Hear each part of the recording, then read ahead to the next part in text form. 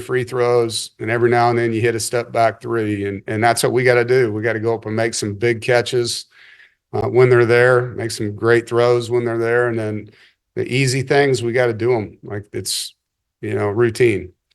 And so I look forward to getting back on the field, getting around the guys again tomorrow. They were great in the team meeting. They're frustrated, they're mad, and they want to do something about it. And so one thing about this sport, man, you put the ball down, anything can happen. And we showed that earlier in the year. We can hang in there with people and find ways to win games, and we need to get back to playing that way. Questions?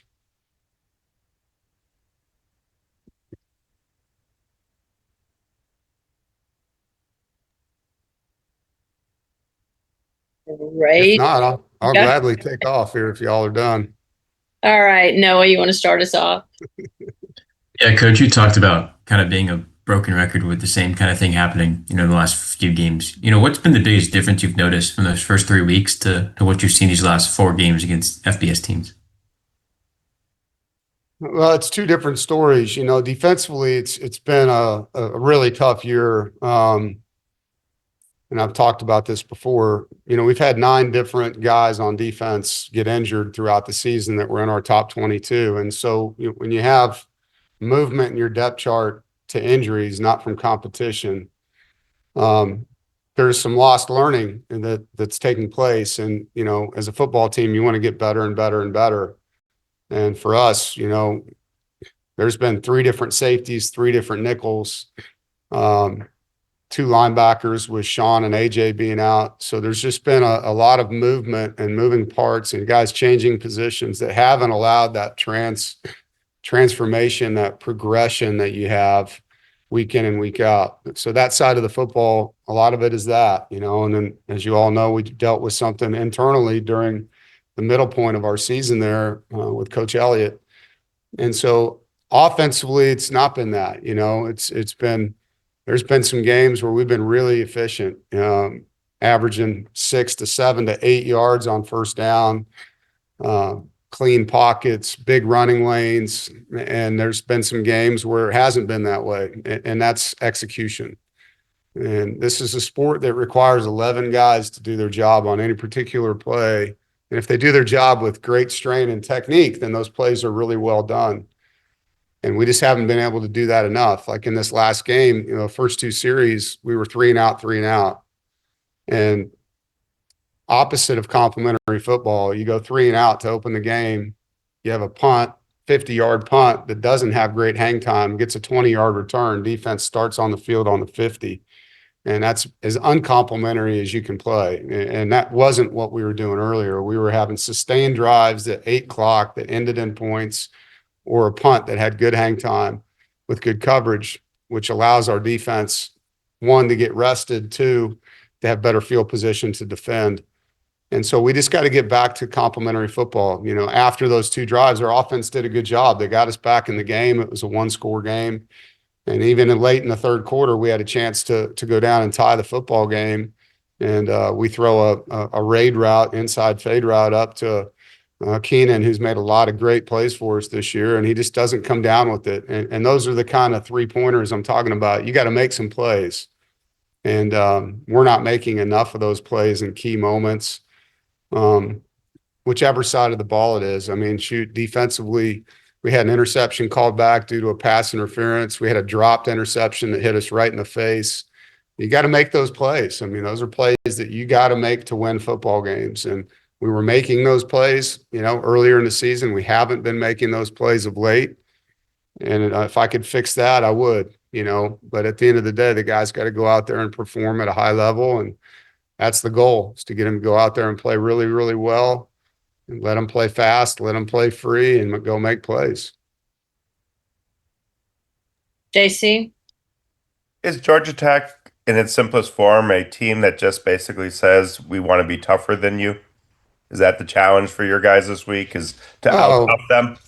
Yeah, I think you have to. I mean, that it's a team that mirrors their head coach's personality, an offensive line coach that loves physicality. That's what all O-line coaches are built on. I love the way they play. It's definitely a game where you got to show up physical. Blocking, tackling, the 2 biggest parts of this sport still. it's going to be a battle. It is. And there's a lot of rules that are tested when you play their team. I think they do a great job of testing the rules of your schemes, whether it's the edges and how you're going to play them, whether it's your coverage checks, and you're going to see, a lot of formations, which you do in college football anyway. But with them, you'll see multiple motions and shifts on the same play. And so just trying to create angles and leverage and missed gaps by guys not using the system correctly on defense. And so it's a physical test for sure, but they do a good job testing you mentally as well with their offensive system. James? Yeah, Dave, you were able to get some extended reps for a couple young guys, Rico Jackson and Tristan Teasdale. Yeah. How would you evaluate their play? I was really proud of Tristan. I told the team this yesterday. Guys go to college to play football to play, and you never know when you're a young guy how long it's going to take you. And our plans earlier in the year was to redshirt a lot of these guys. And in his case, he showed in training camp that he was fast, that he can make plays on the ball, that he's a contact player. And so we were playing him on special teams, not knowing we'd have, the injuries that we've had in the back end, and it's put him in a position to help us on defense. And he went in the game. He didn't flinch. He was physical. He made plays, played fast. An interception he made in the end zone was a terrific play, sticking with it and finding a way to get it in. It was a one-handed play by him, close to a return for a touchdown. I mean, he was one man away from getting a 100-yard return right there. So really proud of him. Rico has gotten a lot better. He's a developmental player. When we took him, he's really improved his body and his strength. And, to be able to have both of our guards out last week, we're playing a top 10 rushing defense in the conference last week in Pitt and maybe in the country in yardage per carry, and rushed for 160 yards. I think it says a lot. Didn't give up a sack in the game. And we were pressured at times for sure.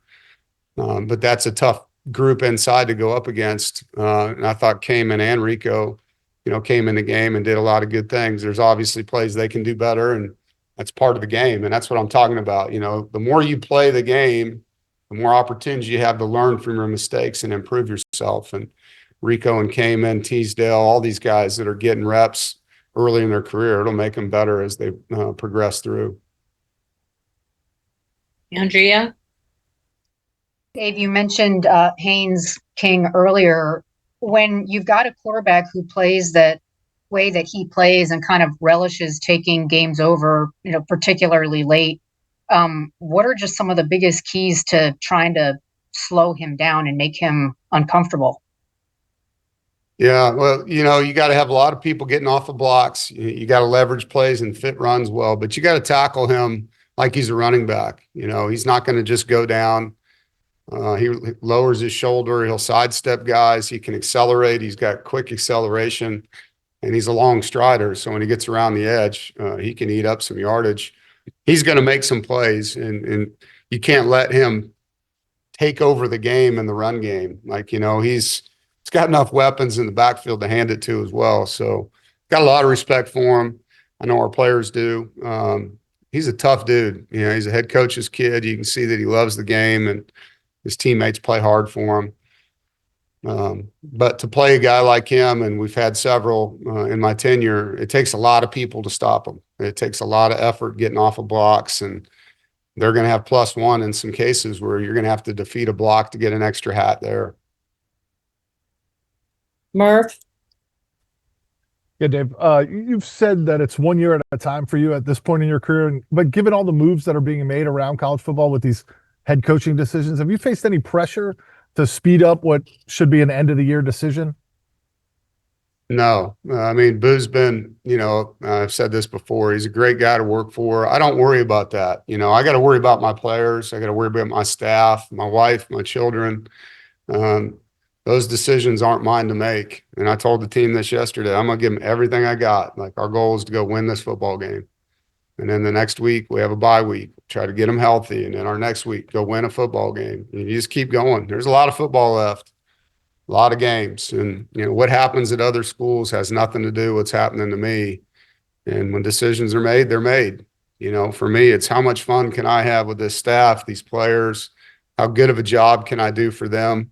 My job is to serve them, to motivate them, to get them better, to be there for them, to push them, to hold them accountable. And I'm going to do all those things as hard as I can and try to enjoy every day doing it. I think one thing that hit us all in the face this year in this program is, when you lose people you love that are close to you, you have perspective about how fortunate you are to get to do the things, get to do the things that you're allowed to do. And I'm allowed to work with a bunch of awesome kids at a great university in an awesome city. And I'm going to relish that. Wins and losses matter a lot. I understand all that. I understand the profession. It's not pressure. It's a privilege to get to do what I do. And at some point, if they want someone else to do it, then God bless them. But I'm going to take advantage of my opportunities as long as I get them. And I'm going to fight for these kids because they're going to fight for me. When you look at that, obviously there's been points at your career where Boo has shown patience or other 80s have shown patience. You look around the country, it doesn't look like patience patience seems to be in short supply around the country. Like I said, I'm not going to sit here and try to understand what other people do. I got enough on my plate. Just going to focus on what I control. And, the rumor mill and all these things doesn't make me a better or a worse coach. What makes me better or worse is what I do on a day-to-day basis. And I got to spend my time right there. Jaden? Yeah, how has your experience in the coaching profession helped you, remain calm and not panic when, teams go through some of these stretches that they have? I don't know if it's all the experiences or just who I am. I think I've always tried to make decisions based on information and experiences. I'm not a reactive person. I'm more, I want to hear what people have to think. I want to marinate on things. I'm going to make firm decisions when I'm ready to make them. I know that as a leader, people look to you. And if I'm a guy that's panicking and going crazy, then what are they going to do, right? They got no choice but to do what I'm doing. And, so I just believe in being steady, sticking to the process that has worked for me over time. There's a reason that we've been competitive in a consistent manner for a long period of time, even though we're not getting the results right now. If you look at the tenure, there's been a lot of aggressive, competitive football teams here.